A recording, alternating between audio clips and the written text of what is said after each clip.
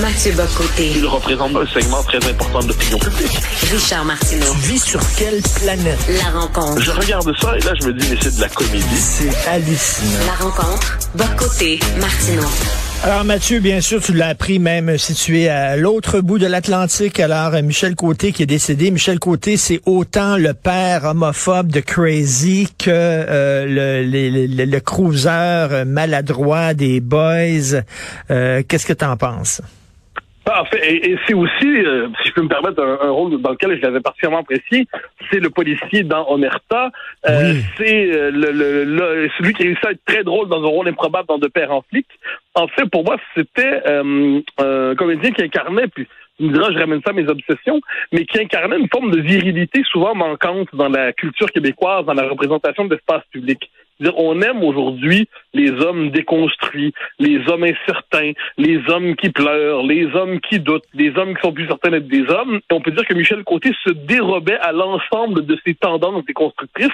Il incarnait une forme de masculinité dans des rôles qui convenaient à ça d'ailleurs, dans des rôles qui mettaient en valeur ces traits de masculinité, puis il l'incarnait sans concession, sans caricature non plus, et il représentait une part aujourd'hui de la culture qu'on peine à se représenter. Donc c'est pas seulement qu'il le personnifie. Puis je vais prendre une chose. Hein. Il y a des figures comme Raymond Bouchard, par exemple, ou d'autres qui incarnent ça de manière, quelquefois, on pourrait dire institutionnelle. Hein. Ils ont des têtes de président de la République. Dans le cas de Michel Côté, il incarnait une forme de virilité plus populaire, entre guillemets, une virilité plus taiseuse à certains égards, mais une virilité indéniable. Et puis, de ce point de vue, ça représentait, dans notre cinéma, autre chose que simplement un acteur, mais un certain type d'homme, un certain type de modèle, et c'était par ailleurs, il faut le dire, un grand acteur. Mais dans les Boys, par contre, tu dis sans caricature, mais dans les Boys, c'était des caricatures de gars losers, là, de gars qui étaient pas capables de séduire les femmes, de courtiser les femmes, des perdants, là. Oui, non, t'avais ça. Il savait jouer la caricature. Il savait, mais lui, comme personnage, je pense surtout dans Omerta. C'est vraiment un rôle, il m'a marqué particulièrement. Il réussit à incarner quelque chose comme la part de sensibilité qui existe chez chaque homme, dis-je, qui peut s'exprimer avec quelquefois une forme de larmes retenues, avec une forme d'hésitation dans la confession, mais au même moment, avec cette vieille idée, un homme, ça s'empêche. Et il réussit à tourner tout ça, puis ça représente, je pense, un côté de la culture québécoise. Souvent, on a une forme de masculinité qui est dans le silence. C'est la figure de Roy Dupuis dans Les Filles de Caleb. On peut avoir, comme je dis aujourd'hui, les espèces de masculinité déconstruite. Et lui représentait un peu cette idée be a man. T'sais, un homme, c'est un homme, mais il représentait ça, il le représentait bien. Puis je reviens sur cette idée que chaque fois qu'il s'emparait d'un rôle, il réussit à le transfigurer, il réussit à le transformer. Donc on avait compris qu'il était très malade, mais on est toujours bouleversé lorsqu'on apprend la perte d'un homme d'exception. Puis tu sais, on va se le dire, là, tu parlais, c'était tout un homme et tout ça, là, c'était un Christy de beau bonhomme, Michel Côté. Tu sais, j'aurais aimé ça ressembler à Michel Côté, on va dire. Donc, il devait séduire aisément ces dames dans la mesure où on peut encore dire des choses semblables aujourd'hui. Mais mais cela dit, j'ai pas la compétence pour me prononcer s'il était bel homme ou pas bel homme, mais j'ai l'impression que les femmes avaient tranché pour nous depuis longtemps. Bon, écoute, tu veux parler du Parti libéral. Ça a l'air que le mot nationalisme est un mot qui est toxique là-bas dans ce parti-là. En fait, ce qui est assez intéressant, il y a un ancien président de la commission politique du Parti libéral qui a fait une sortie en disant le nationalisme n'est plus le bienvenu dans le parti, et puis il faudrait y revenir. Et puis là, il y a une espèce de débat au PLQ sur la place du nationalisme dans ses rangs. Et moi, ce qui me frappe, c'est que il faut comprendre qu'on a changé d'époque. Le Parti libéral est désormais un parti structurellement anti-nationaliste. C'est-à-dire, si vous êtes un peu nationaliste au Québec, mais vous croyez que le cadre canadien est insurmontable, il faut y accepter d'y évoluer, mais vous trouvez votre place dans l'aile nationaliste, l'aile fédéraliste, dis-je, de la CAQ, mais vous trouvez un parti qui dit Québec d'abord néanmoins. Vous trouvez un parti qui dit le Québec est une société distincte, libre de ses choix, l'ancien slogan bourrassiste, en fait. Oui. L'héritage de Robert Bourassa a été repris par la CAQ. La CAQ ne se réduit pas à l'héritage de Robert Bourassa. Il y a de l'héritage de Maurice Duplessis là-dedans, de Daniel Johnson, père. Bon. Mais cet héritage-là a été récupéré par la CAQ. Et la fonction du Parti libéral aujourd'hui, qu'est-ce que c'est? C'est le parti qui fait passer en toutes circonstances le Canada avant le Québec. C'est le parti pour qui l'identité québécoise n'a de sens que dans l'ensemble canadien. C'est le parti qui, quelle que soit la régression du Québec dans le Canada, va toujours faire le choix du Canada. C'est le parti qui, aujourd'hui, n'est plus le porteur d'une vision québécoise du Canada, mais d'une vision canadienne du Québec. Donc, qu'est-ce qu'un nationaliste québécois, aussi modéré soit-il, irait-il faire dans cette galère? Ce n'est plus sa place, ce n'est plus sa maison, même dans les bases électorales, le PLQ est désormais des scores ridicules chez les francophones. Et si on en sort, il ne trouve ses appuis aujourd'hui que chez des anglophones qui sont assez, dont les plus radicaux, et chez ceux qui plus largement s'extraient de l'espace symbolique du nationalisme québécois ou même de la nation québécoise. Donc le PLQ ne peut plus renouer avec le nationalisme. Et d'ailleurs, quand on passe le micro sous le nez des libéraux pour leur dire c'est quoi pour vous le nationalisme, donnez-nous une définition. Ils savent juste pas quoi répondre. Je me rappelle, Marois Risky avait répondu à TVA, elle avait dit c'est le souci pour l'éducation. Le souci pour l'éducation, pas besoin d'être nationaliste pour ça. Hein. On peut être parfaitement antinationaliste et avoir le souci d'éducation au Québec.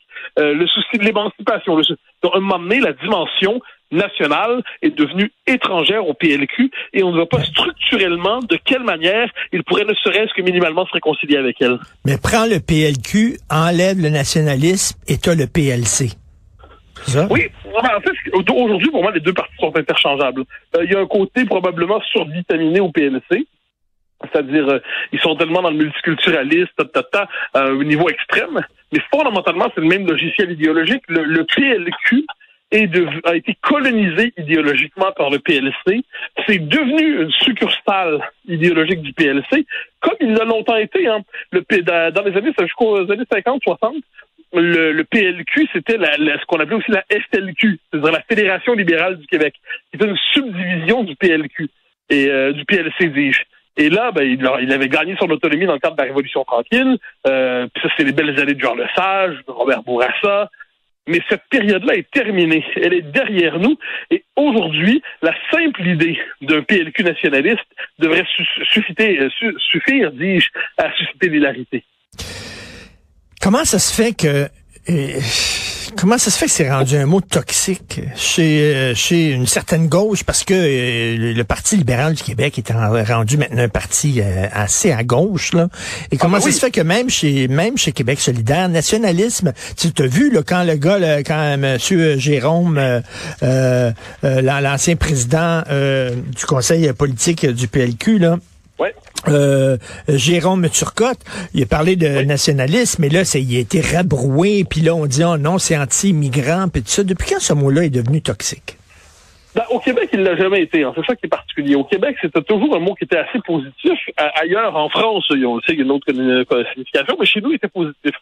Moi, je pense que ce qui s'est passé, c'est un jour qui s'est passé dans les années 90, on a atteint un seuil de rupture. C'est-à-dire, le Québec avait dit avec Bourassa, il y a des conditions minimales de réintégration dans la fédération, hein, et puis c'est les 5 conditions minimales de Meach. Puis si vous ne nous donnez pas les 5 conditions minimales, le Canada, il n'est plus vivable pour le Québec. Le Canada a dit non. Puis Robert Bourassa, son bluff a été tombé par terre parce qu'il disait je reste dans le Canada quand même. Donc l'idée d'un seuil de rupture, c'est-à-dire à partir de ce seuil, c'est le lien fédéral n'est plus compatible avec l'identité québécoise. Ce seuil de rupture est disparu dans les années 90. Dès lors, le PLQ est le parti du fédéralisme inconditionnel. Donc, le seul nationalisme possible, lorsqu'on y fait référence, c'est dans l'espace canadien, obligatoirement. Ensuite, il y a toute la vague aujourd'hui antinationale dans le monde universitaire, la vague antinationale qui est aussi portée par une certaine idée de la mondialisation, la gauche multiculturelle et la droite néolibérale qui s'accouplent. Puis de ce point de vue, ça donne au Québec le PLQS. C'est-à-dire le PLQ et QS sont sur une matrice assez semblable. Donc, sur le nationalisme, pour eux, c'est devenu quelque chose qu'on doit éradiquer dans une société pour permettre à la religion diversitaire de se déployer. Puis on constate que c'est une ligne de fracture assez fondamentale aujourd'hui. Mais on peut être fédéraliste et nationaliste, non? Nationaliste, c'est pas souverainiste, là. Veut dire, Jean Lesage était nationaliste et il était fédéraliste. Je pense qu'on pouvait.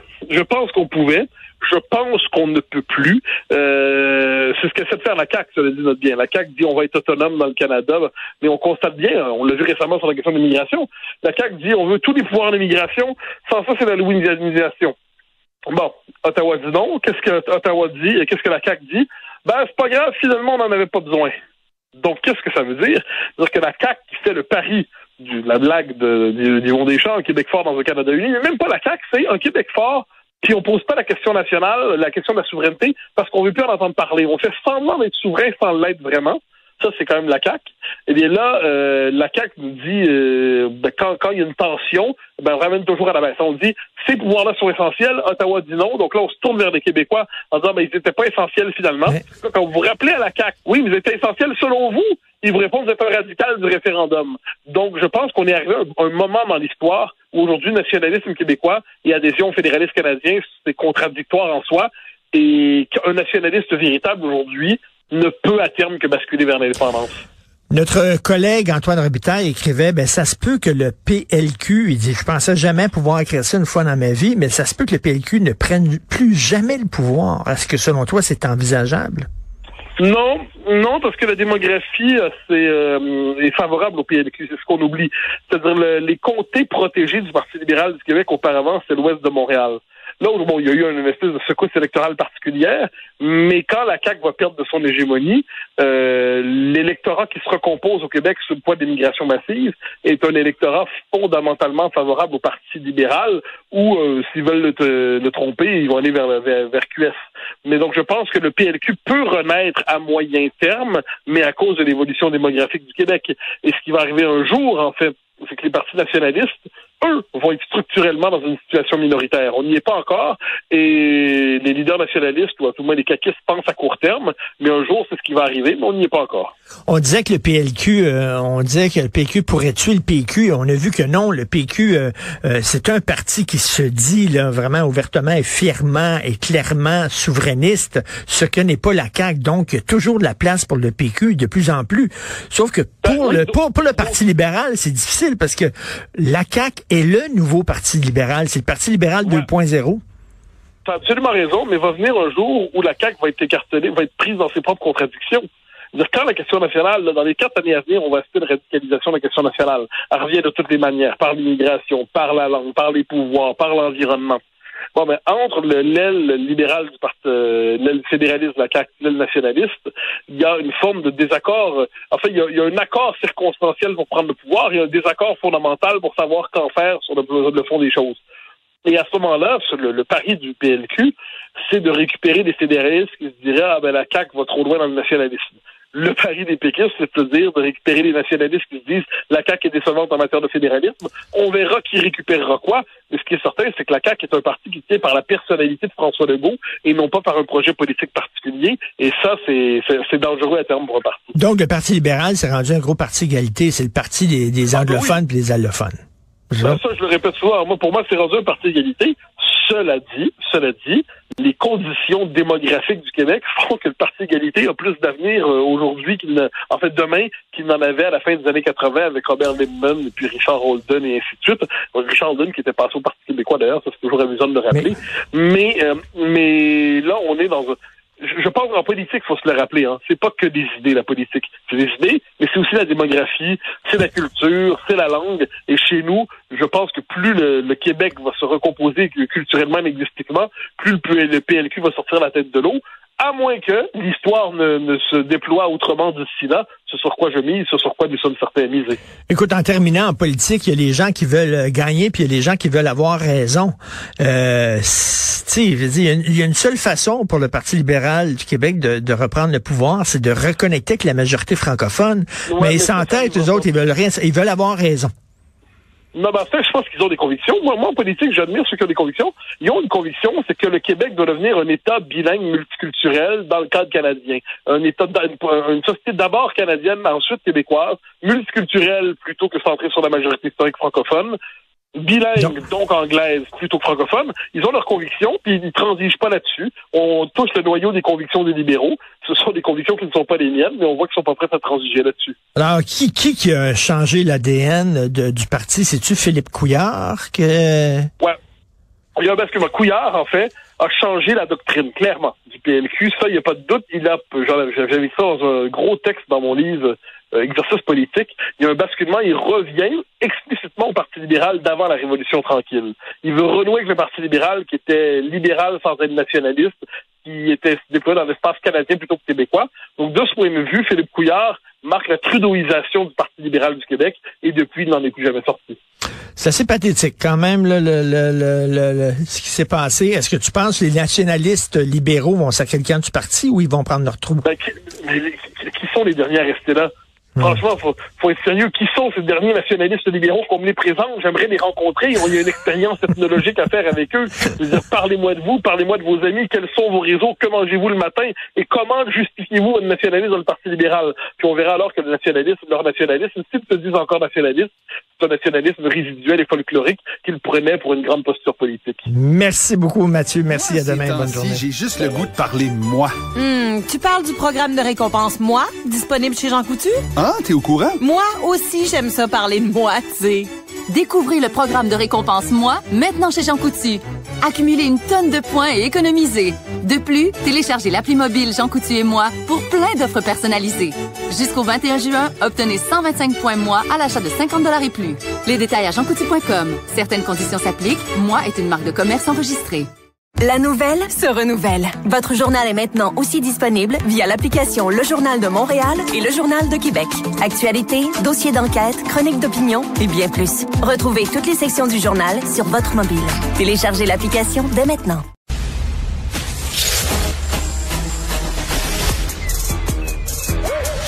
Mathieu Bock-Côté. Il représente un segment très important de l'opinion publique. Richard Martineau. Tu vis sur quelle planète? La rencontre. Je regarde ça et là, je me dis, mais c'est de la comédie. C'est hallucinant. La rencontre. Bock-Côté, Martineau. Mathieu, tu veux nous parler de la tentation autoritaire des écolos. Ouais, alors c'est à partir d'un extrait, en fait, d'un entretien qui a eu lieu ce matin à France Inter. France Inter, c'est la grande radio du service public en France. Et Jean-Marc Jancovici. Jean-Marc Jancovici, c'est comme le représentant, il dirige un think tank qui se veut écolo, puis qui se veut l'écolo modéré. C'est pas des gens qui nous disent tous convertissez-vous à la luzerne demain matin. Ils attaquent pas des policiers, ils détruisent pas des installations pétrolières. Donc ça passe pour des modérés dans le combat écologique contre les changements climatiques. Or, Jean-Marc Jancovici, ce matin, a fait une proposition, puis on s'entend, c'est important dans l'espace public français, puis on peut croire que c'est l'écho de propositions plus larges en Occident. Pardonne-moi. Jean-Marc Jancovici a dit il faudrait désormais, pour sauver la planète, limiter le nombre de vols en avion dans la vie d'une personne. Et il disait 2 dans la jeunesse et à la rigueur 2 dans le vieil âge, mais pour le reste, au-delà de 4 vols en avion, ça ne devrait pas être permis. Donc, les 2 premiers pour voir le monde. Puis, il précise ensuite, si vous voulez voyager, eh bien, allez au coin de chez vous en train. Mais les grandes distances ne doivent plus être envisageables, sauf alors en train. Mais les grandes distances ne doivent plus être envisageables au nom de la lutte pour le climat. Et moi, ce qui m'intéresse là-dedans, c'est de voir comment l'écologisme aujourd'hui se greffe à la matrice planificatrice autoritaire de la modernité, qui au nom des fins les plus nobles, les plus grandes, les plus justes, dans ce cas-là, empêcher un changement climatique qui rendrait impossible la vie humaine sur Terre, mais au nom de ça, réactive les mécanismes du socialisme qu'on a vu au XXe siècle et crée les conditions d'une société de contrôle bureaucratique, d'une société de contrôle politique, d'une société hyper, je dirais, réglementée, où les libertés humaines sont de plus en plus résiduelles au nom d'un objectif messianique. Chez d'autres, ça va plus loin. Ils vont nous dire, vous ne pouvez pas utiliser plus que, 500 ou 800 km pour votre voiture dans l'année.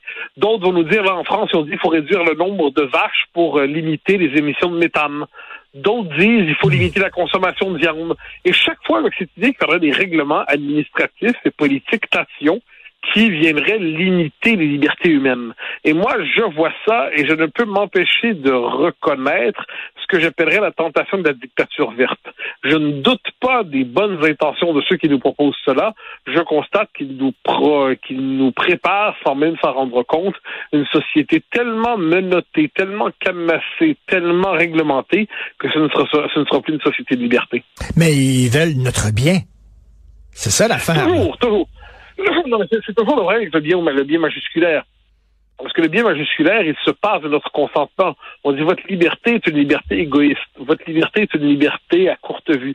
Votre liberté est une liberté sans envergure. Or, nous savons que pour sauver la planète, ces libertés sont désormais hostiles au bien de l'humanité. Dès lors, si vous voulez le bien de l'humanité, vous devez suspendre ces libertés. Et là, comment ne pas voir là-dedans, puis ça nous ramène presque à la crise COVID. Alors, la crise COVID, c'est un traumatisme, tout ça, mais ça nous a révélé que devant une menace immense, nos sociétés sont à la fois prêtes à restreindre terriblement les libertés et consentent sans trop se réfléchir 3 secondes à la portée de cette restriction des libertés. Donc, dans le cas de la COVID, on comprend, c'est important, mais il y a une forme de matrice, puis des écolos, moi, ça me fascinait pendant la COVID. Je lisais des écolos un peu radicaux, mais pas seulement, qui disaient, bon, là, on comprend, mais on va pouvoir utiliser ce modèle-là pour gérer la crise climatique. Et je ne peux m'empêcher de constater que chez des gens qui sont pas des fanatiques en plus, à tout le moins qui se présentent pas comme tels dans l'espace public, eh bien, ils nous disent vos libertés appartiennent à un autre temps finalement. Et devant cela, je me dis que il faut tirer l'alarme un peu parce que, quoi qu'on en dise, la liberté de déplacement n'est pas une liberté secondaire. Et derrière ça, il y a une forme de modèle du confinement global, c'est-à-dire pour sauver la planète, restez chez vous, encabanez-vous, sortez plus de chez vous. Je suis pas certain que cette espèce de société de hobbits soit un rêve désirable pour le monde occidental à tout le moins. En même temps, il y a eu des progrès. Tu sais, avant, on pouvait, par exemple, fumer dans les avions, on pouvait fumer à l'intérieur des restaurants, puis là, on a dit non, c'est pas bon pour la santé. Tu sais, est-ce que, bon, ce n'est pas normal qu'on dise, il y a des comportements qu'on a qui peut-être paraissent moins responsables qu'avant, là, tu sais. Donc, il faut faire plus attention. J'entends ton argument.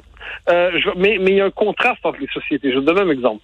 En France, bon, tu peux pas fumer dans les bâtiments publics, évidemment, mais t'as pas la fiche étrange qu'on a chez nous. Tu sais, vous pouvez pas fumer à moins de 9 mètres de la porte, donc fumer finalement au milieu de la rue, histoire de vous faire écraser dans une voiture lorsque vous fumez. Je précise que je suis pas un fumeur moi-même, puis l'odeur de la cigarette, je la trouve détestable. Mais je me suis toujours dit que autour de cette question-là, on voit en France, on peut fumer sur les terrasses. Au Québec, on peut pas. Donc, je regarde ça, je dis, il y a un jeu quand même d'appréciation d'une société à l'autre en fonction de son rapport aux libertés. Et évidemment qu'il y a des comportements antisociaux qu'il faut proscrire, tu as tout à fait raison. Mais là, on entre dans une autre logique. Parce qu'à partir du moment où on nous dit, justement, on va proscrire les voyages en avion, ensuite les voyages en voiture, ensuite, certains disent qu'il faut interdire la deuxième propriété. Donc, si tu as une maison de campagne, interdit. Ensuite, et là, bon, la viande. Et là, tu vois tout un espèce, au nom de l'éco-anxiété, finalement, qui est un, bon, j'imagine, moi, je suis soucieux de la question climatique, mais je suis pas un éco-anxieux, mais au nom de l'éco-anxiété, on est en train, justement, de nous dire que c'est une société où les libertés sont toujours excessives. Et il y a une forme de fantasme de la régression communautaire, de la régression dans une société bucolique où presque finalement l'électricité serait trop, le déplacement serait trop, la liberté individuelle serait trop, et on serait tous dans notre petit village pour éviter d'abîmer la planète.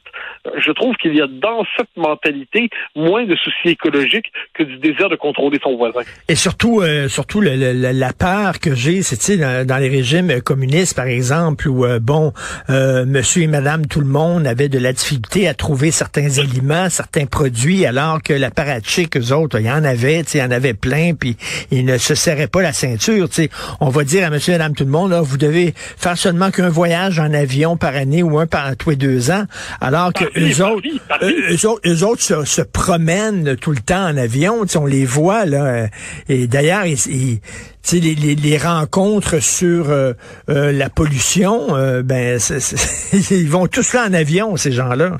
Oui, non, mais absolument. C'est pour ça que là-dessus, moi, je vois venir leur modèle de société. Je vois une classe d'apparatchiks verts goûter les plaisirs de la liberté, qui se déplaceront les uns les autres en jet privé pour au nom de la lutte contre le changement climatique, et le commun des mortels qui sera finalement assigné à résidence et n'ayant pas le droit de faire plus que 50 km par jour, sans quoi il habiterait définitivement Gaïa. Puis au même moment, parce que ce modèle a ses limites, il y a la Chine, il y a l'Inde, il y a le Brésil qui se développent à grande vitesse. Donc le monde occidental programmerait la fin de ses propres libertés pour sauver la planète, mais tout ça, finalement, l'effet global sur la planète serait nul, parce qu'ailleurs, on continuerait d'avoir un modèle non pas fondé sur les libertés, mais un modèle productiviste à outrance. Donc, tu vois, il y a des contradictions là-dedans qui sont assez agaçantes, mais j'y reviens, et ça, c'est mon côté libéral dans le bon sens du terme. Je suis toujours attaché aux libertés publiques. Fondamentalement, elles sont très importantes. Et là, on constate qu'aujourd'hui, on les balance les unes après les autres, sans gêne, au nom des fins les plus nobles. Mais au nom du bien, on peut faire beaucoup de mal. Tu te souviens la fameuse phrase « On veut votre bien et on l'aura ». Puis on va l'avoir. Puis on va l'avoir. Et puis, et de ce point de vue, je ne sais plus de quel père fondateur américain, non, je pense que c'est Benjamin Constant, pardonne-moi. Benjamin Constant dit que le gouvernement se contente de nous rendre libres, nous nous occuperons d'être heureux. Et j'ai l'impression qu'aujourd'hui, le gouvernement veut non seulement nous rendre heureux, mais assurer notre sécurité énergétique pour le prochain millénaire et ainsi de suite. Et il n'y a pas de confiance en la liberté humaine là-dedans. Il n'y a pas de confiance en la capacité qu'a l'homme, par ailleurs, de développer d'autres modèles que les modèles étatistes technocratiques pour être capable de traverser la crise des changements climatiques. Donc, il y a quelque chose là-dedans. Moi, je crois beaucoup au fait que les idéologies façonnent l'histoire. Je pense que fondamentalement, les idéologies sont des facteurs déterminants dans la marche des sociétés. Et comment ne pas voir là-dessus une forme de basculement idéologique où on se coupe du réel et on a une forme de plaisir à restreindre toujours les libertés en se croyant moralement supérieur. Je me permets de refaire la comparaison avec la crise COVID pour un moment. Pendant quelques semaines, rappelle-toi, il y avait la conférence de presse de M. Legault, et puis là, il y avait des questions souvent des journalistes qui étaient quelle liberté allez-vous retirer demain pour lutter contre la pandémie? Et là, il y avait toujours une nouvelle contrainte, une nouvelle mesure. Je ne dis pas que dans les circonstances, c'était pas illégitime, mais là, en ce moment, on est dans cette idée, quelle liberté faut-il retirer pour sauver la planète? Et moi, devant cela, je confesse mes libertés, mes réserves de vieux libéral à l'ancienne qui dit les libertés, c'est précieux, on les a gagnées, on va pas les sacrifier comme ça aussi rapidement que vous le souhaitez. Écoute, c'est le vieux débat entre la personne qui voit le verre à moitié plein et l'autre à moitié vide. Moi, je suis de l'école en disant on va trouver une façon là de moins dépenser d'énergie. On va la trouver cette façon-là. Puis les capitalistes veulent faire de l'argent. Ben ils vont arriver avec des moteurs moins énergivores et tout ça. Puis les gens vont vouloir l'acheter. Puis bon, tu sais, le marché va faire en sorte que ça va se régler. Il y en a d'autres qui disent... J'en suis convaincu. Il y en a d'autres qui disent la situation est tellement urgente, on est à minuit moins une, la situation est tellement grave qu'on est obligé de serrer la ceinture. Depuis le Club de Rome, on nous dit toujours qu'on est à 10 ans de la fin de la planète. Donc c'est pour ça que là-dessus, autant moi je prends au sérieux la question des changements climatiques, je la prends vraiment au sérieux, elle est fondamentale, autant je me méfie de tout esprit apocalyptique en matière climatique. C'est-à-dire je prends au sérieux le monde qui vient, mais je fais confiance, peut-être est-ce un acte de foi, dans la capacité de la créativité humaine à trouver des modèles, trouver des voies de passage technologiques pour être capable d'assurer la transition. Ce qui ne veut pas dire qu'on ne doit pas être plus intelligent dans nos comportements individuels, qu'on ne doit pas tout faire pour limiter le gaspillage, faire la longue liste des choses nécessaires, mais ça veut dire que dans l'éventail des options, le sacrifice des libertés ne devrait pas être notre premier choix. Tout à fait. Merci beaucoup, Mathieu Bock-Côté. On se reparle demain. Ces temps-ci, j'ai juste le goût de parler moi. Tu parles du programme de récompense Moi, disponible chez Jean Coutu? Ah, t'es au courant? Moi aussi, j'aime ça parler de moi, tu sais. Découvrez le programme de récompense Moi, maintenant chez Jean Coutu. Accumulez une tonne de points et économisez. De plus, téléchargez l'appli mobile Jean Coutu et Moi pour plein d'offres personnalisées. Jusqu'au 21 juin, obtenez 125 points Moi à l'achat de 50 $ et plus. Les détails à jeancoutu.com. Certaines conditions s'appliquent. Moi est une marque de commerce enregistrée. La nouvelle se renouvelle. Votre journal est maintenant aussi disponible via l'application Le Journal de Montréal et Le Journal de Québec. Actualité, dossiers d'enquête, chroniques d'opinion et bien plus. Retrouvez toutes les sections du journal sur votre mobile. Téléchargez l'application dès maintenant.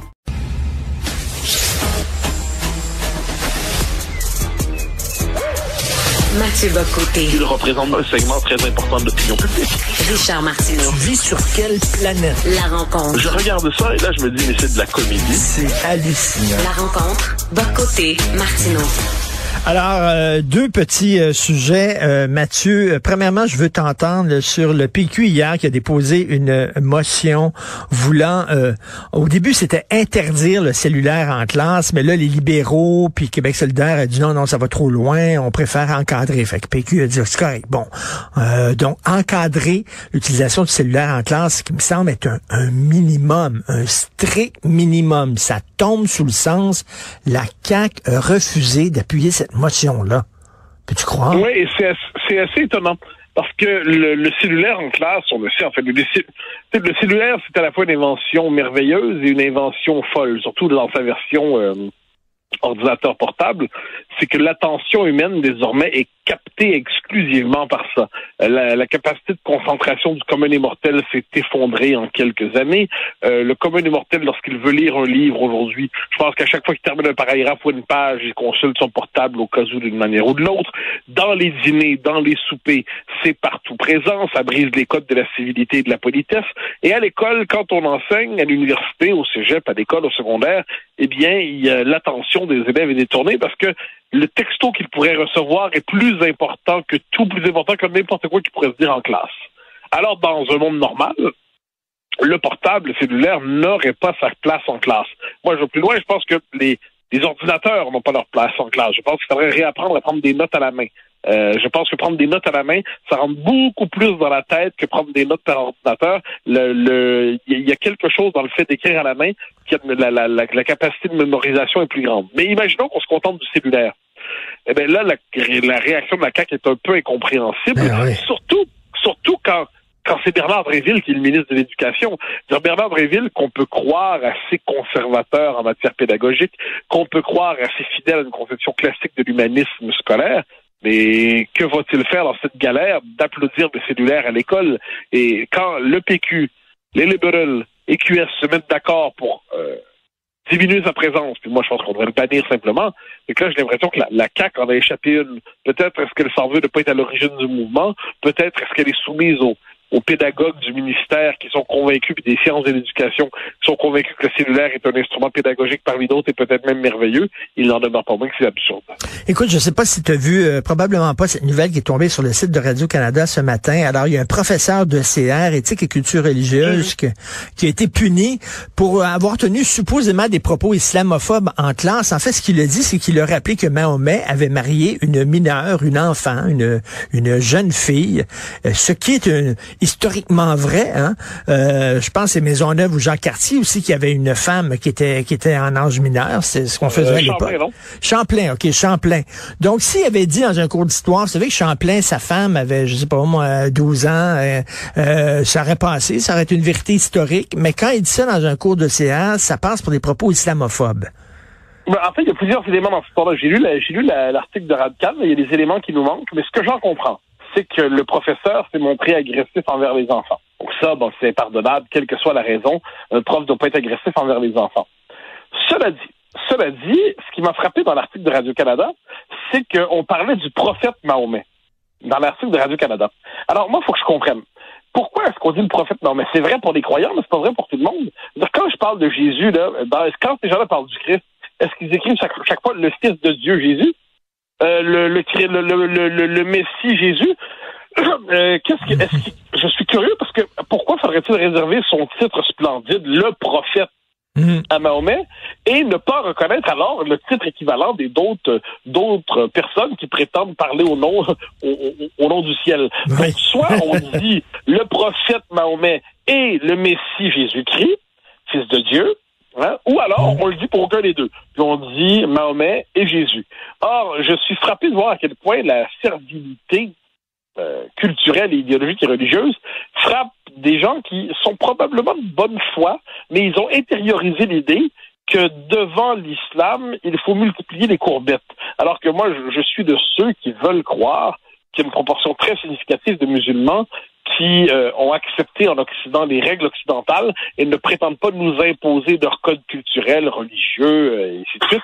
Donc, ils ne nous demandent pas de dire le prophète Mahomet. Ils nous demandent de dire Mahomet simplement et Jésus. Par ailleurs, pour ce qui est des religions, Ben moi, écoute, moi je l'ai toujours dit, je le cache pas, j'ai un préjugé favorable envers les grandes religions. Je pense que l'être humain a besoin de grandes traditions spirituelles incarnées dans des cultures et des civilisations pour être capable de, je dirais, d'apprivoiser cette chose terrible qui s'appelle la mort, pour s'inscrire dans le cosmos, bon, tout ça.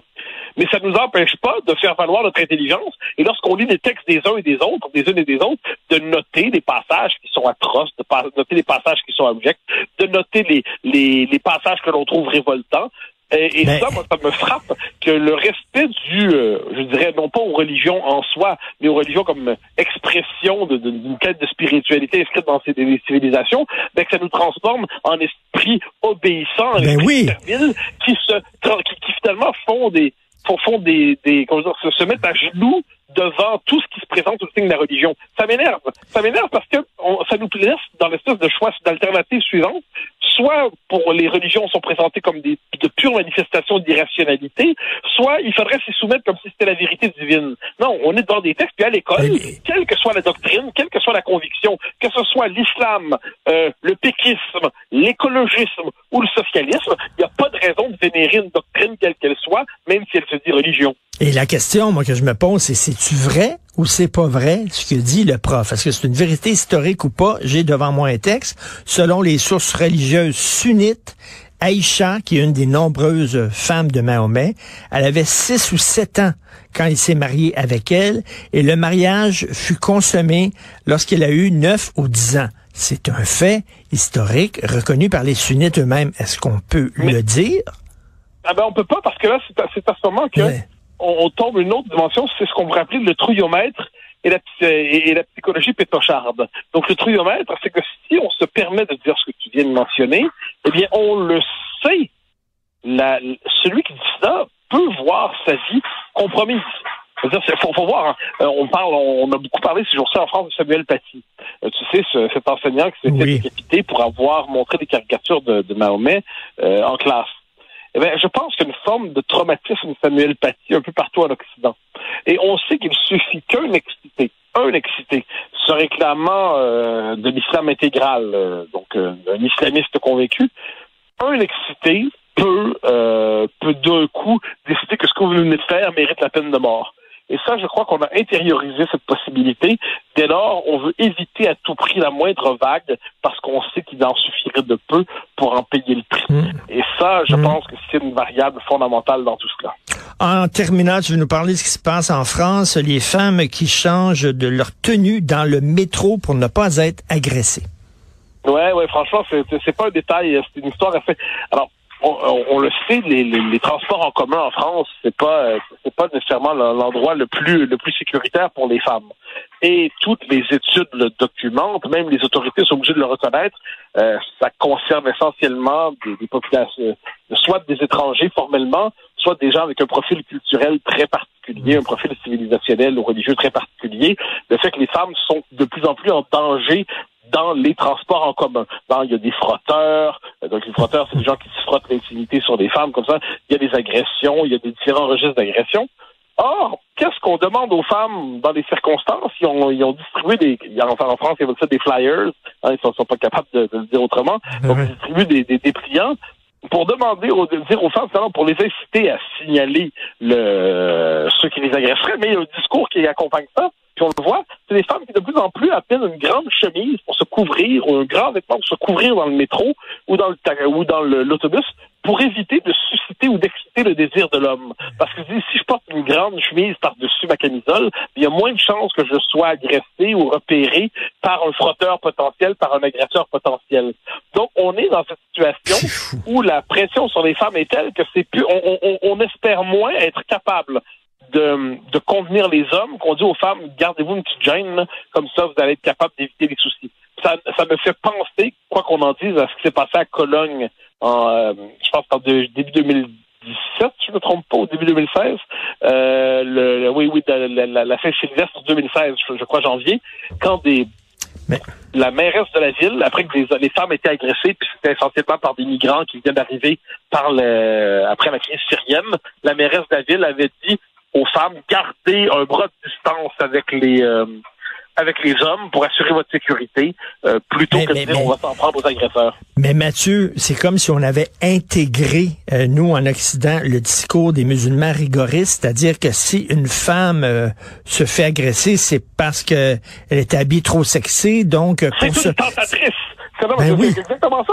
C'est qu'on les traite comme des tentatrices. Arrière, démon qui me tente avec ta cheville dévoilée. Bon, il y a quelque chose là-dedans d'un peu débile, mais je constate que on a davantage peur d'identifier ceux qui se rendent responsables de cela, c'est-à-dire le profil statistique. Donc, on préfère dire aux femmes, couvrez-vous, cachez-vous, montrez-vous pas, plutôt que de risquer une accusation par le lobby antiraciste officiel. C'est quand même fascinant tout ça. Et mais tu sais, c'est arrivé, ma blonde, c'est arrivé, on va à Paris régulièrement. Ma blonde, c'est un fait, là. Quand elle se fait siffler dans la rue, et la gazelle, la belle gazelle, comme ça, tu sais, on sait c'est qui. Qu'est-ce que tu veux que je te dise? Oui. Mais justement, on peut pas le dire. C'est ça qui est particulier, c'est qui le mentionne a le lobby antiraciste sur le dos. Donc, le réel ne passera plus. Cette fameuse, c'est no passaran inversé. Le réel ne passera pas, no passaran. Mais la réalité des choses devant ça, c'est que les femmes, moi, ça, je l'ai souvent dit, moi, ça me frappe. Il n'y a pas une femme que je connais ici, plutôt jeune, j'entends, en dessous de la quarantaine, qui a pas soit une bombe de poivre de Cayenne avec elle, soit qui a pas pris des cours de boxe, de karaté, de ce qu'il faut pour être capable de se défendre si on l'agressait. C'est effrayant. C'est effrayant. Et on bascule, on est dans une civilisation qui se croit hyper émancipée, mais qui, dans les faits, aujourd'hui, demande aux femmes de se couvrir pour ne pas exciter le désir mal... Mais jamais. Tu sais, plutôt que dire, Christy, contrôlez votre bisoune, non, c'est aux femmes à s'habiller de façon... à faire preuve de pudeur. Et jamais il nous passerait par la tête si une femme se fait violer en disant elle a couru après parce qu'elle a porté une jupe courte. Pourtant, dans certaines communautés, là, il faut les comprendre. Là, il faut les comprendre. C'est leur code culturel. Les femmes doivent s'habiller correctement. Taboire, je m'excuse. Mais ça nous rappelle une chose simple, c'est que l'émancipation féminine, quoi qu'on en dise, n'est pas c'est pas vrai partout sur Terre.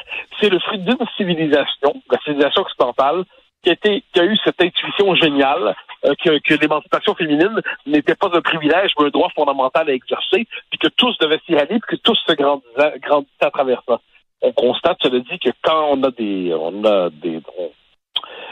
mœurs qui n'ont pas été socialisées dans le cadre occidental, qui s'imposent de manière assez brutale, puis quelquefois de manière assez conquérante, mais les premières à payer le prix, ce sont les femmes. Mais ne le disons pas parce qu'on basculerait probablement dans l'intolérance. Ben, si tu prends le métro, porte des vêtements amples pour pas qu'il y ait des frotteuses, Mathieu. Oui. Mon Dieu! Ouais, en tout cas, moi, je ne suis pas la cible la plus, je ne suis pas la figure la plus menacée par tout cela. Mais cela dit, je porte des, non, c'est terrible ce que tu viens de dire. C'est exactement vrai quand même. Oui. Protège-toi des frotteuses. Non, mais on sait pas c'est quoi être une fille, hein. Vraiment, là, les gars n'ont pas ces problèmes-là. Regarde, un sondage, j'ai oublié de te dire, je voulais te dire ça. 80% des femmes disent dans un sondage avoir peur de rentrer chez elles dans les transports en commun ou rentrer chez elles tard le soir. 80%, Monac. À 80%, c'est un film massif de société. Puis moi, là-dessus, je vais parler comme un vieux pépère, là, mais une société qui n'est pas capable de défendre ses femmes, une communauté qui n'est pas capable de défendre ses femmes, est une communauté qui trahit ses exigences fondamentales de protection envers tous. Pourquoi je dis pour défendre ses femmes, pas de manière légèrement patriarcale, parce que physiquement, quoi qu'on en dise, les femmes sont moins fortes. Physiquement, les femmes sont plus fragiles. Elles sont par ailleurs de courage exceptionnel et tout ça, mais physiquement, si on a un malabar décide de s'en prendre une femme, c'est plus compliqué pour elle de s'en tirer. Une société qui n'est pas capable de défendre ses femmes est une société qui trahit ses promesses les plus fondamentales. Ah, les chevaliers, ça, c'est patriarcal, ça. Mathieu, merci. Moi, ces temps-ci, j'ai juste le goût de parler de moi. Tu parles du programme de récompense Moi, disponible chez Jean Coutu? Ah, t'es au courant? Moi aussi, j'aime ça parler de moi, tu sais. Découvrez le programme de récompense Moi, maintenant chez Jean Coutu. Accumulez une tonne de points et économisez. De plus, téléchargez l'appli mobile Jean Coutu et Moi pour plein d'offres personnalisées. Jusqu'au 21 juin, obtenez 125 points Moi à l'achat de 50 $ et plus. Les détails à jeancoutu.com. Certaines conditions s'appliquent. Moi est une marque de commerce enregistrée. La nouvelle se renouvelle. Votre journal est maintenant aussi disponible via l'application Le Journal de Montréal et Le Journal de Québec. Actualité, dossiers d'enquête, chroniques d'opinion et bien plus. Retrouvez toutes les sections du journal sur votre mobile. Téléchargez l'application dès maintenant.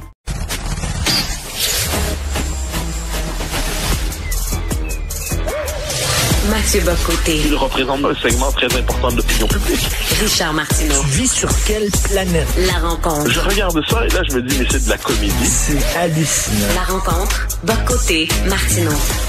Mathieu, tu écris là sur la propagande pro-drag queen, mais aussi, on peut ouvrir la propagande pro-théorie du genre. Et bon, tu connais Jérôme Blanchet-Gravel.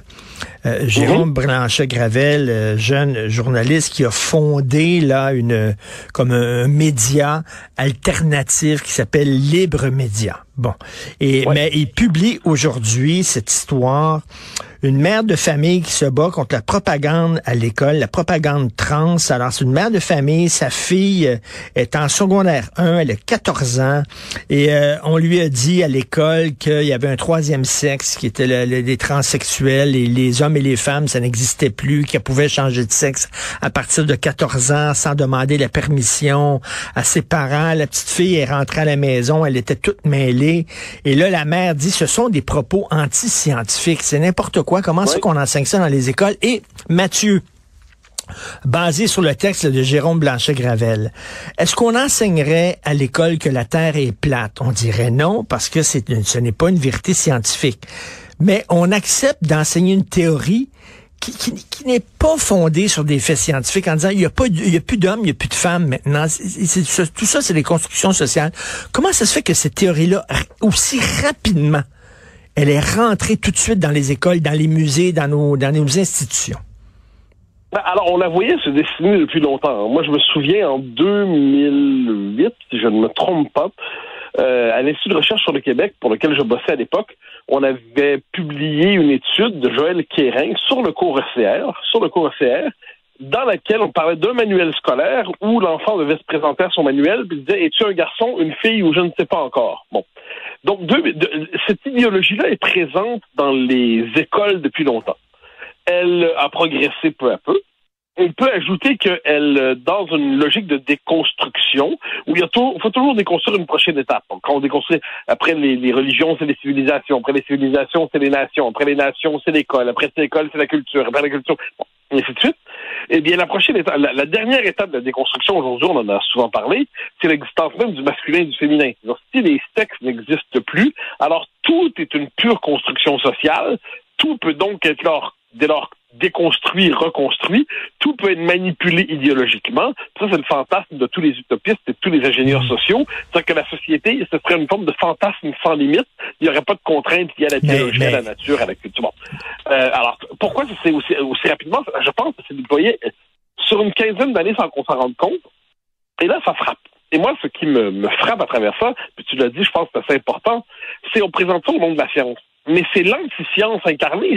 C'est l'anti-science incarnée, c'est-à-dire on est devant une école qui fait la promotion non plus de vérité scientifique établie, mais d'une idéologie qui va contre la science, et cela dans une époque où on prétend lutter contre les fake news et la désinformation. Et ça nous ramène à un truc dont je parle souvent, moi, c'est la question du lysenkisme. Alors, tu connais un peu cette histoire-là, je devine. Lysenko, c'est comme le savant de référence en URSS sous Staline, et il prétendait, lui, à soumettre la génétique et la biologie, en fait, les sciences, au marxisme. Puis il disait, les gènes, ça n'existe pas. Puis si vous croyez aux gènes, en fait, vous êtes contre-révolutionnaire, vous êtes fasciste, vous êtes trotskiste. Le trotskiste, dans leur époque, c'était l'extrême droite de l'extrême gauche. Donc, alors, si vous croyez... donc lui, sa thèse, c'était finalement la biologie s'adaptait à l'environnement social, mais sur le mode, finalement, c'était du marxisme. C'est-à-dire le marxisme s'emparait des sciences de la nature et les soumettait à ses dogmes, au matérialisme dialectique. Bon, quand on a appliqué ces théories-là, il y a eu des ravages sur le plan de la production du blé et tout ça.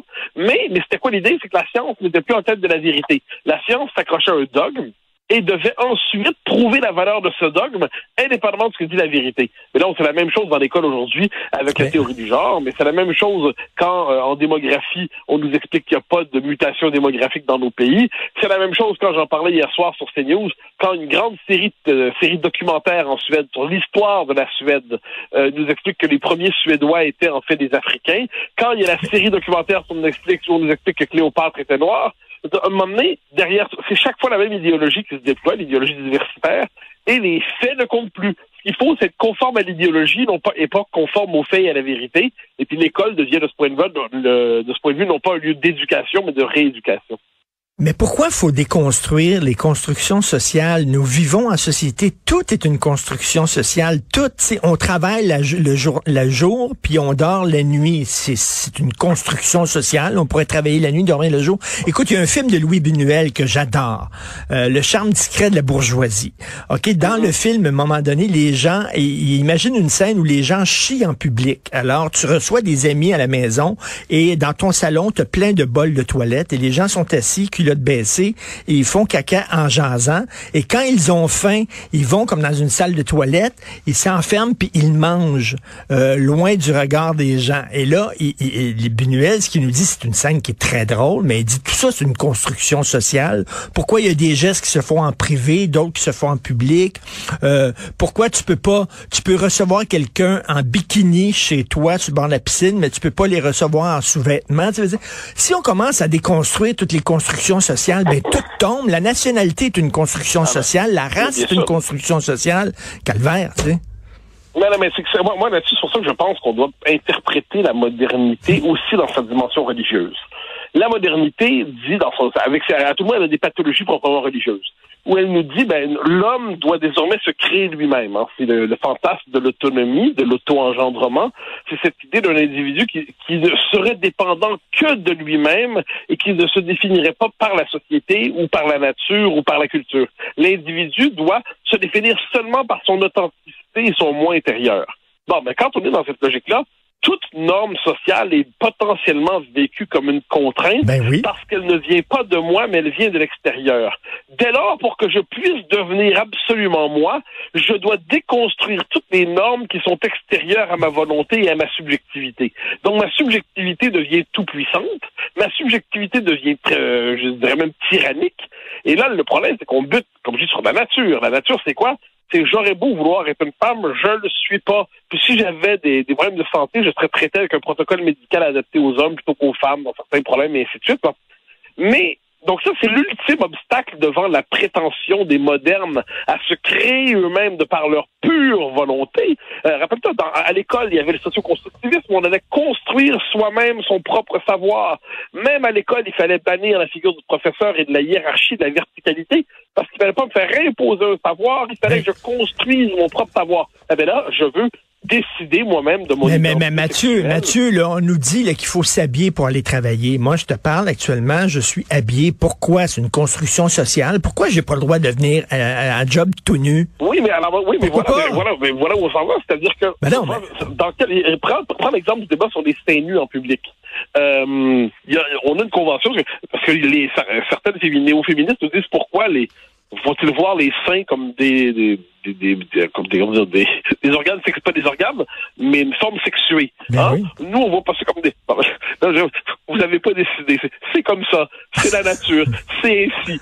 Mais là, il y a la subjectivité toute puissante qui dit, non, mais moi, si je considère que je veux venir travailler tout nu au bureau, pourquoi m'imposerais-tu tes codes de décence, tes codes de pudeur, Richard Martineau? Pourquoi? Fasciste. Bon.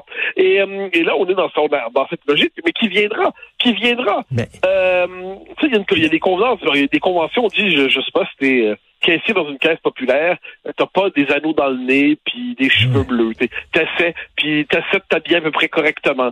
Mais là, un jour viendra, demain ou après-demain, où au nom de l'authenticité, toutes les normes qui faisaient en sorte qu'on vivait en société, parce que vivre en société, c'est intérioriser des interdits, des normes, une culture, tout ça. Puis ça fait qu'on peut vivre ensemble. Et bien, au nom du vivre ensemble, la tyrannie et la subjectivité tyrannique de chacun s'impose aux autres. Ça fait une société où tout le monde est en guerre avec tout le monde à oui, j'écris là-dessus le samedi, c'est ma chronique dans le journal samedi, en disant si on fait lever toutes les constructions sociales, un pays, tu sais, une frontière, y a-tu quelque chose de plus arbitraire que ça? Là? C'est totalement arbitraire de dire, t'es l'autre bord, tu marches 15 pieds, puis c'est dans un autre pays, avec d'autres règles, puis là, tu recules de 15 pieds, tu sais. Par exemple, ici, au Canada, le pot est légal.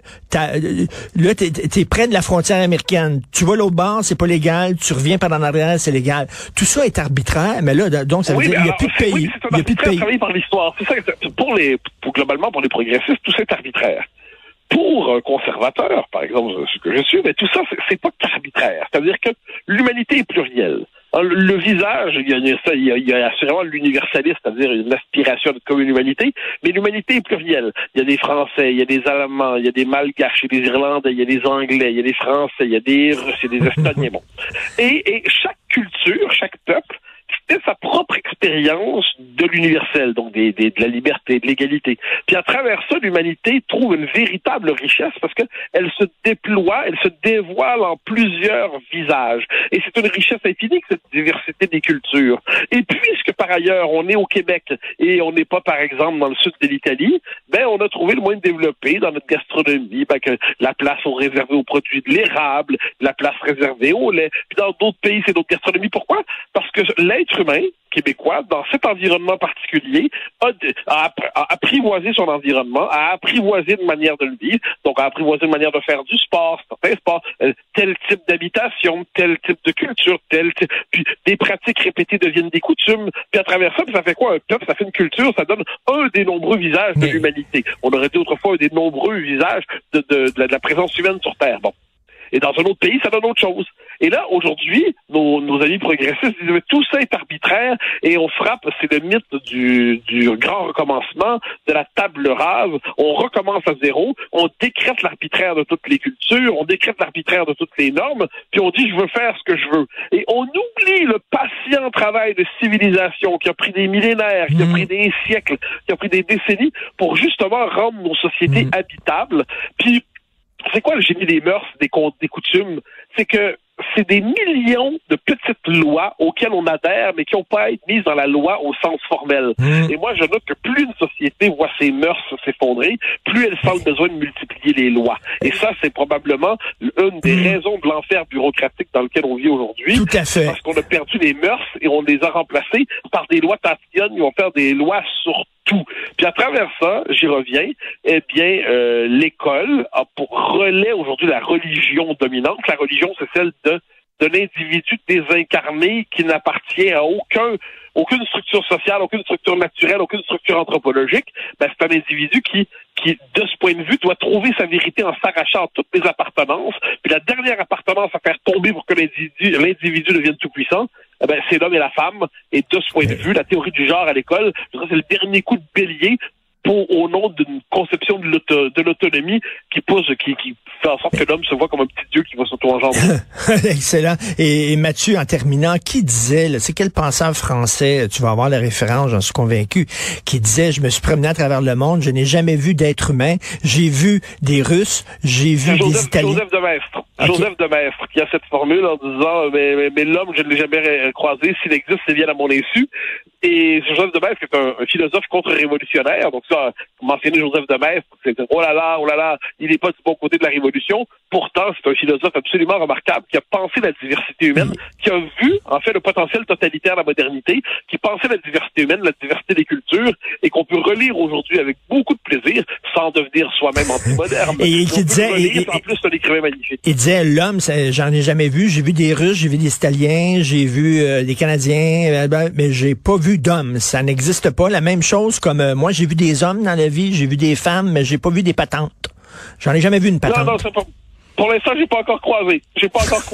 Mais là, c'est une belle référence, en fait. Cette phrase-là de Maistre, probablement, elle a marqué l'esprit français, parce qu'elle nous rappelle une chose, c'est qu'il n'y a jamais d'universel sans médiation. Donc oui, nous sommes tous des êtres humains, mais nous sommes des êtres humains à partir des médiations qui sont les nôtres. Et de ce point de vue, si j'arrachais ma culture québécoise, ma langue française, mon identité québécoise, ma masculinité, je serais pas un individu plus riche, je serais un individu mutilé, un individu dépouillé, un individu nu, condamné à grelotter dans un monde trop froid pour lui.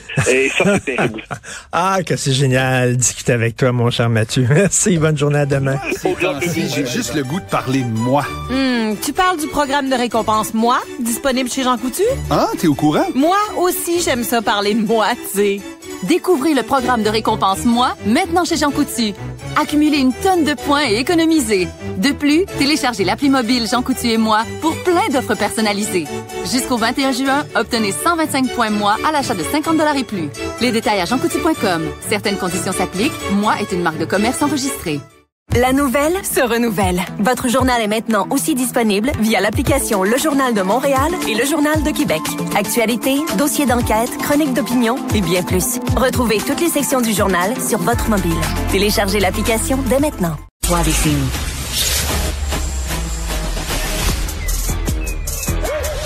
Mathieu Bock-Côté. Il représente un segment très important de l'opinion publique.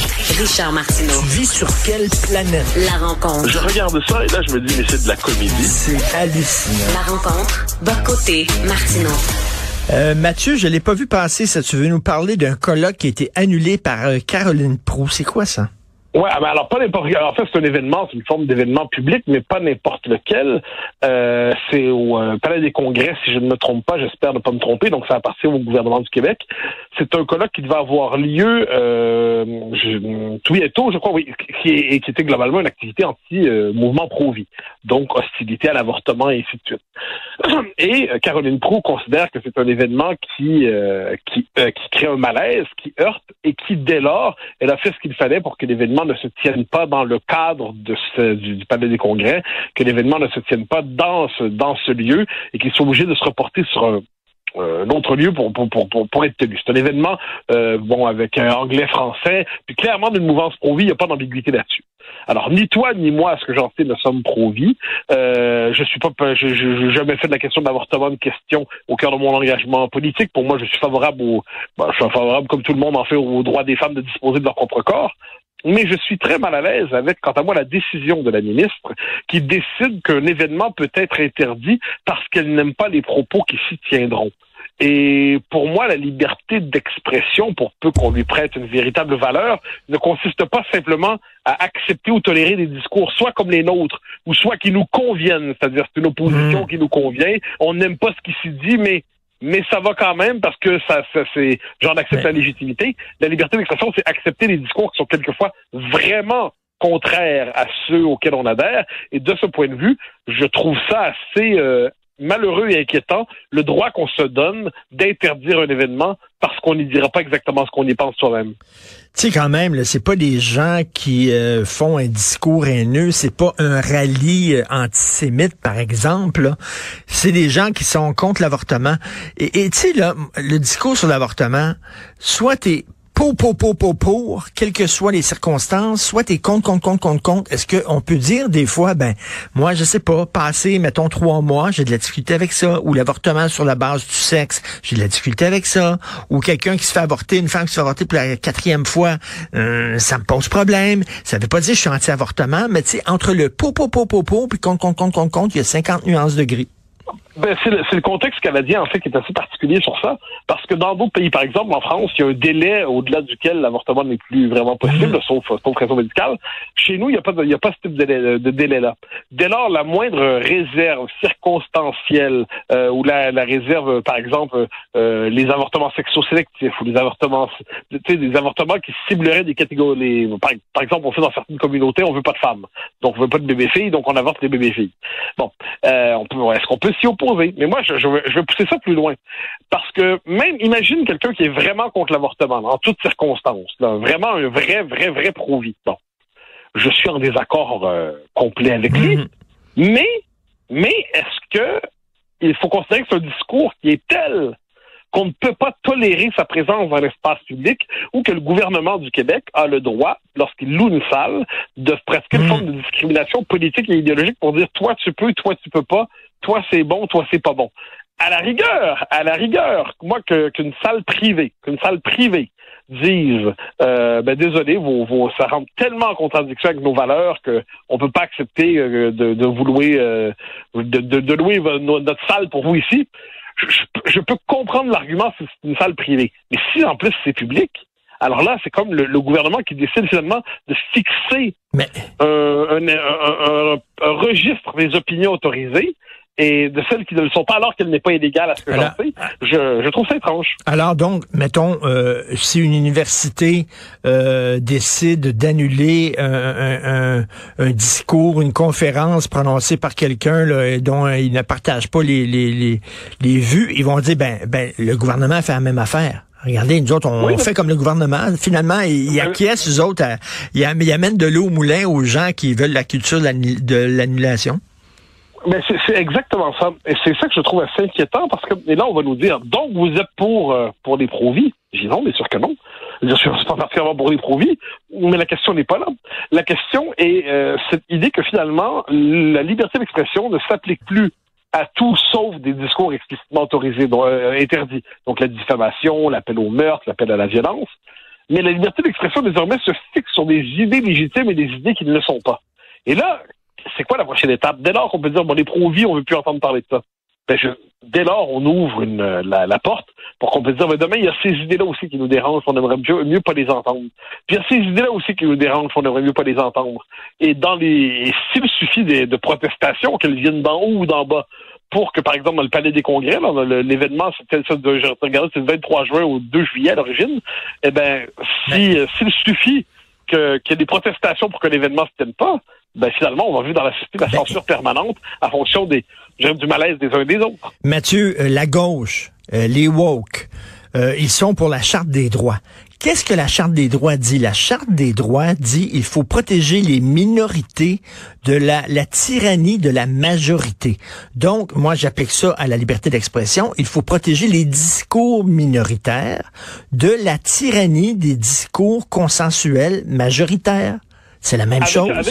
Alors, il y a quelque chose qui s'est passé, cela dit, depuis 15 ans environ. On rappelle ça dans le rapport Bouchard-Taylor. Moi, ça m'avait marqué, c'était une proposition que j'avais trouvée très inquiétante, où on vous disait qu'il fallait inscrire dans la Charte des droits l'interdiction de l'appel à la discrimination et du discours haineux. L'interdiction de l'appel à la discrimination. C'est intéressant, ça. Parce que, pour plusieurs aujourd'hui, par exemple, si vous plaidez pour la fin de la discrimination positive, vous faites un appel à la discrimination, parce que la discrimination positive corrigeait un système discriminatoire. Donc, si vous voulez abolir la correction, vous voulez restaurer l'injustice. Pour les théoriciens aujourd'hui de ces différentes mouvances, mais si vous êtes contre la parité, par exemple, parce que vous dites on va voter pour des individus, pas pour des collectifs, vous êtes pour la discrimination. Donc, ça fait un bon moment que la gauche diversitaire a intégré l'idée que l'appel à la discrimination tel qu'ils l'entendent, c'est un discours haineux. Mais quand on voit leur définition d'appel à la discrimination, on constate que ça peut s'élargir très rapidement. Si je dis je préfère une immigration qui a une plus grande proximité culturelle avec le Québec, une immigration qui est plus grande. Comme ça, je distingue entre des groupes en disant globalement, on a plus de chances d'intégrer ces gens-là que les autres. Mais ça, dans leur esprit, c'est un appel à la discrimination. Et là, ils voulaient inscrire dans la Charte des droits l'interdiction de tenir de tels discours. Tu peux pousser ça plus loin. Il y a des gens en France, rappelle-toi, il y a 10 ans, il y avait le débat sur le mariage pour tous. Bon. Ça fait 10 ans, c'était célébré comme une grande victoire après coup, mais sur le coup, la société était divisée. Mais dans la logique de ces gens, ceux qui étaient contre le mariage pour tous devaient donc être interdits de parole parce qu'ils tenaient un discours qui était un plaidoyer pour une discrimination, c'est-à-dire dans ce cas-là, contre le mariage pour tous. Et moi, j'en reviens à cette chose-là. On peut parfaitement être en désaccord avec une idée et ne pas vouloir l'interdire. On peut penser, mais dans leur esprit, c'est que c'est pas une idée. Dans leur esprit, c'est un discours haineux. Excuse-moi. Non, mais tu sais, Jean-François Lisée écrivait dans Le Devoir cette semaine en disant, il y a beaucoup de lois qui ont été passées par un gouvernement qui étaient des lois qui faisaient pas consensus, étaient très controversées. Par exemple, accorder le droit de vote aux femmes. C'était pas consensuel du tout, là. Il y a des gens qui étaient vraiment contre. Tu sais, c'est comme... La liberté d'expression est mal comprise. La liberté d'expression ne protège pas les discours consensuels. La liberté d'expression, au contraire, protège les discours qui peuvent causer problème. C'est ça. Mais c'est ça l'enjeu. C'est-à-dire, si tu me dis, je défends la liberté d'expression de plaider pour l'égalité entre les hommes et les femmes. Ouais. OK, je suis pas contre, c'est pas vraiment un problème. Mais non, la liberté d'expression, elle est là pour justement les discours qui troublent. C'est ce qui fait que moi, j'ai souvent défendu en d'autres lieux, en d'autres circonstances, la légitimité de la prise de parole de gens que je conspue. Il y a un critère qui peut être utilisé à la rigueur, c'est atteinte à l'ordre public. On l'utilise un peu trop en France d'ailleurs. Puis encore là, moi je t'avouerai, la vérité c'est qu'au fond de moi-même en matière de liberté d'expression, je suis un libertarien. sur cette question-là, pas sur les autres. C'est-à-dire, sauf les appels à la violence, les appels au meurtre, puis la diffamation, je pense qu'il faut maximiser l'espace de liberté d'expression, qu'une société est plus riche en dernière instance quand elle peut fouiller tous les arguments possibles, les bons, les mauvais, plutôt que dans une société qui est façonnée par une forme de gaine idéologique qui, en dernière instance, nous dit quoi penser, de quoi pas penser. Et de ce point de vue, je crois que Caroline Proulx, pour le gouvernement du Québec, croyant bien faire, voulant défendre le droit des femmes, dans les faits, pratique une forme de censure qui ne dit pas son nom à l'endroit d'opinions qui, aussi désagréables soient-elles, ont droit de citer dans nos sociétés. Et si tel n'est pas le cas, il faut les interdire. Mais si on les interdit pas, on n'a pas le droit de discriminer contre elles. Ça, c'était au Centre des congrès de Québec. Ça devait se dérouler du 23 juin au 2 juillet. C'était un rallye, c'est le rallye Foi, Feu, Liberté.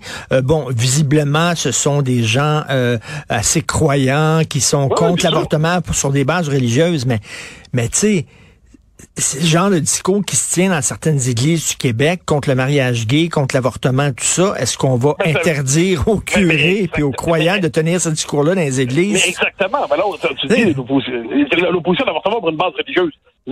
Ils ont bien le droit d'avoir les bases qu'ils veulent. Ensuite, j'ai bien le droit de penser qu'ils n'ont pas d'allure. C'est pas la question. Mais, puis évidemment que c'est la droite religieuse. Il n'y a pas de doute là-dessus. Mais encore une fois, je le redis. Est-ce qu'on considère que la droite religieuse est à ce point dangereuse dans nos sociétés qu'elle doit plus avoir accès à l'espace public, il faut l'interdire de parole. Donc, si oui, le débat va changer de nature, ça va être là. Mais si pour l'instant, on considère que c'est une mouvance qui, comme je le dis, je le redis pour que ça soit bien clair, là, autant on soit en désaccord avec elle, et puis elle a ses raisons qu'on peut trouver fantasques pour interdire l'avortement ou pour vouloir le restreindre, il n'en demeure pas moins que dans notre société, il faut accepter que des gens qui pensent pas comme nous puissent avoir accès aux institutions. Or, je trouve que je lis beaucoup trop souvent ces temps-ci, comment peut-on accorder la parole à un tel? Comment peut-on accorder la parole à telle idée? Comment peut-on accepter que tel mouvement s'exprime? Moi, devant cela, je me porte à la défense du proscrit du moment.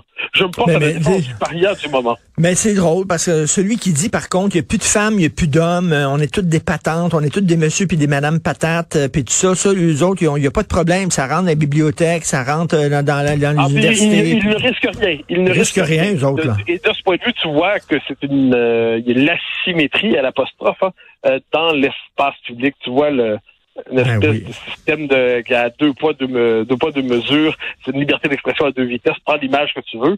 Et puis ensuite, c'est même pas, comme je dis, on touche même pas pour moi ici la question de l'avortement en soi. On touche la question de l'accès à l'espace public de tous les courants de pensée, quels qu'ils soient, pourvu qu'ils respectent les lois.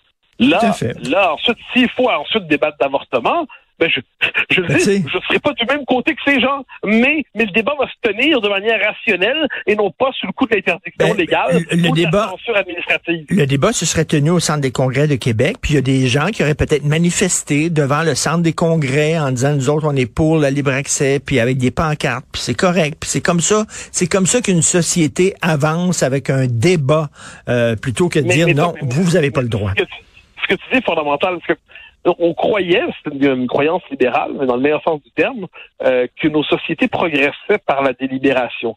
Puis la délibération, ça implique quelquefois on a fait une erreur, mais par le débat, on va changer de chemin, puis on va adopter une autre position. Puis c'est sûr que ça avance moins vite une société comme ça qu'une société où je peux imposer tous mes caprices, tous mes désirs, parce que je suis le patron de la société. C'est moi qu'on écoute puis personne d'autre. Mais je préfère une société qui avance moins vite, entre guillemets, puis qui avance pas toujours dans la même direction, parce que l'âme humaine est tourmentée par différentes passions, puis il y a différentes valeurs, puis elles se contredisent souvent. Je préfère une société qui intègre cette part de contradiction qu'une société qui est tellement convaincue d'avoir raison qu'elle commence par une interdiction, puis 5 ans plus tard, il y a 20 interdictions, puis 30, puis 50% d'interdictions. Tout à fait. Et écoute, qui tu reçois ton émission de CNews demain? Je reçois Éric Branca, qui a écrit un livre remarquable sur les liens, appelons ça la sympathie d'une partie de l'élite britannique pour les Allemands et même les nazis dans les années 30 et même au moment de la guerre. Donc, c'est un moment de l'histoire qui est très mal connu. Et puisque j'essaie de donner la parole aussi à des historiens dans mon émission, quelquefois en se détachant un peu de l'actualité pour être capable d'aborder des thèmes de fond, je me suis dit que ce serait bien d'avoir une discussion d'à peu près 25 minutes avec Éric Branca, donc bel historien qui a déjà écrit un livre sur les relations complexes entre les Américains et De Gaulle. Il a écrit une histoire à la droite française, un gaulliste convaincu. Puis là, il a fait ce livre sur la complaisance pour l'Allemagne, le Troisième Reich, dans l'élite britannique. Je pense que ça va être passionnant, tout le monde le livre est passionnant. Tout à fait. Donc, les adeptes de l'apaisement, là, qui disaient, il faut pas partir en guerre contre l'Allemagne, là. Exactement. Même quelquefois, les gens, il y avait une sympathie qui ne disait pas son nom.